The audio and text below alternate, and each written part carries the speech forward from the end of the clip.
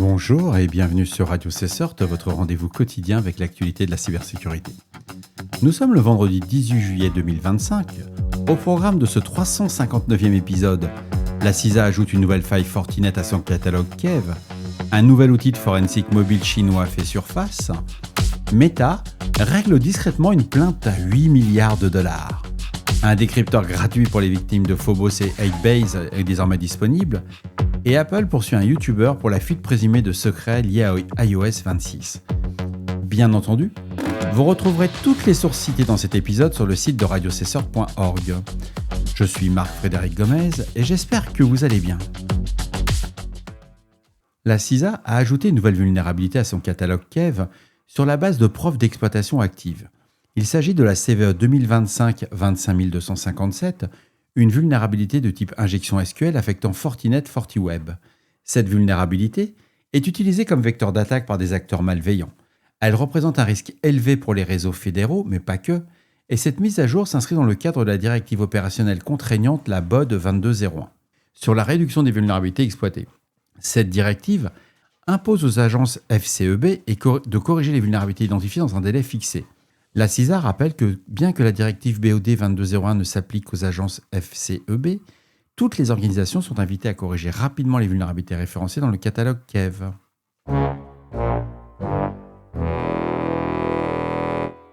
Un nouvel outil chinois de forensic mobile nommé Massistant a été identifié. Massistant serait le successeur de l'outil MF-Socket rapporté en 2019 et attribué à l'entreprise de cybersécurité Meya Pico, cotée en bourse. Cet outil fonctionne conjointement avec un logiciel de bureau. Il permet l'accès aux données GPS, aux messages SMS, images, fichiers audio, contacts et services téléphoniques des appareils ciblés. Meya Pico entretient des partenariats avec les forces de l'ordre, tant au niveau national qu'international, en tant que fournisseur de solutions de surveillance matérielle et logicielle, ainsi qu'au travers de programmes de formation. Selon les recherches de Balam, Massistant laisse des traces visibles sur l'appareil compromis. Il peut apparaître sous forme d'application ou être détecté via des outils comme Android Debug Bridge. L'accès aux données est cependant effectué dès l'installation de l'outil, ce qui rend toute suppression ultérieure inefficace du point de vue de la protection des informations compromises. C'est une information de Bruce Schneier. Je vous recommande fortement de consulter le lien si vous faites du forensic sur des appareils mobiles.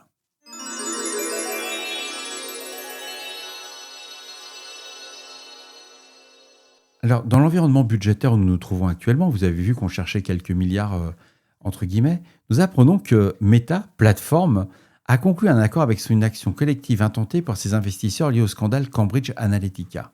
Les plaignants réclamaient 8 milliards de dollars de dommages. Le montant final du règlement n'a pas été révélé selon Bloomberg Law. La plainte visait Mark Zuckerberg et d'autres dirigeants actuels et anciens. Ils étaient accusés d'avoir ignoré les problèmes de confidentialité liés à la société Cambridge Analytica et qui auraient collecté illégalement les données de millions d'utilisateurs Facebook. L'affaire porte également sur l'amende de 5 milliards de dollars versée par Facebook à la FTC, la fameuse Federal Trade Commission, en 2019, pour clore une enquête sur des violations de vie privée. Les plaignants soutenaient que cette amende visait à protéger Zuckerberg d'une responsabilité personnelle. Meta n'a pas commenté la décision. L'avocat des plaignants n'a pas répondu aux sollicitations de la presse.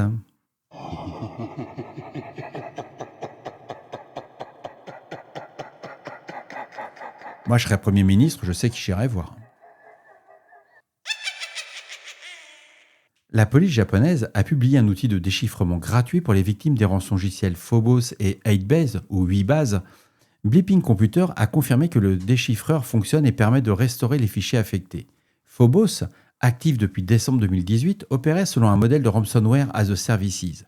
Le groupe 8base ou 8base a émergé en 2023 utilisant un chiffreur dérivé de Phobos et pratiquant la double extorsion. En 2024, un ressortissant russe soupçonné d'être l'administrateur de Phobos a été extradé vers les États-Unis.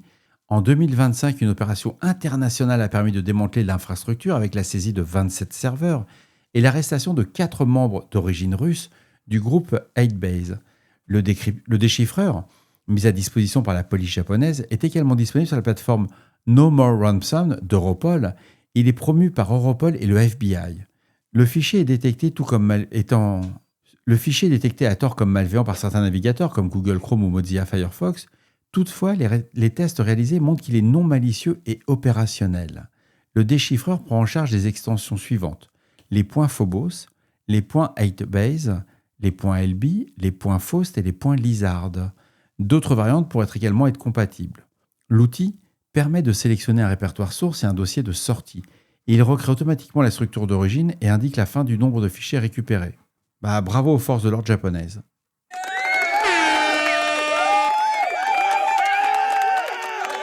Apple a déposé plainte contre le vidéaste YouTube Jon Prosser. Nous sommes vendredi, je vous avoue, je me suis fait plaisir sur cette annonce.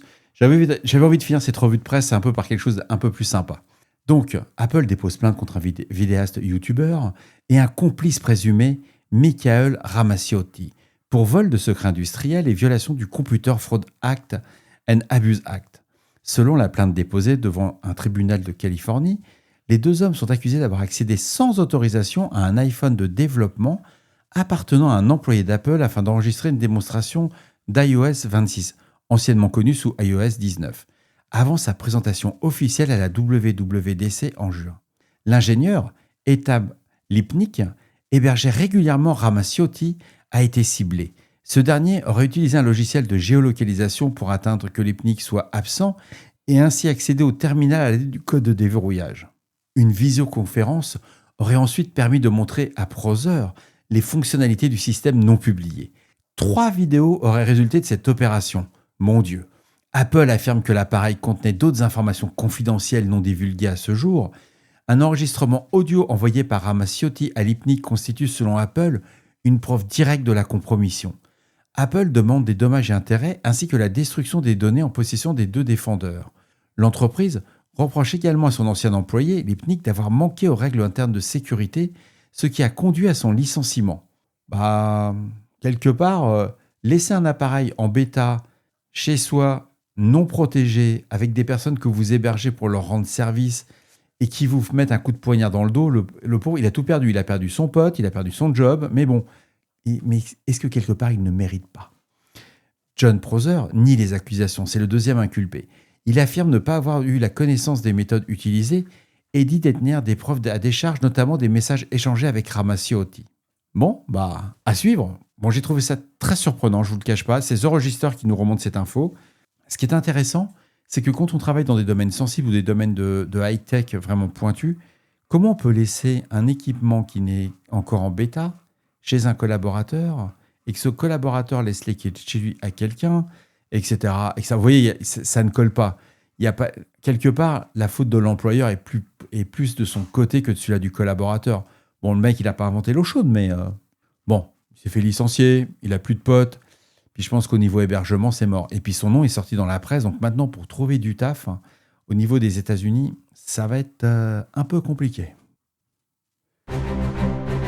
Et voilà, cet épisode de Radio Cessor du vendredi 18 juillet 2025 touche à sa fin. J'espère qu'il vous apportera des informations claires et utiles. N'oubliez pas, si vous avez des retours ou des sujets que vous aimeriez voir traités, faites-le moi savoir.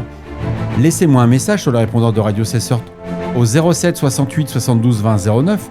Au 07 68 72 20 09, vous pouvez poser toutes les questions que vous souhaitez sur de la cybersécurité. J'y répondrai, c'est promis. D'ici là, restez vigilants, surveillez vos systèmes et surtout, on ne réfléchit pas, on patch. On se retrouve demain pour un nouvel épisode. Au revoir.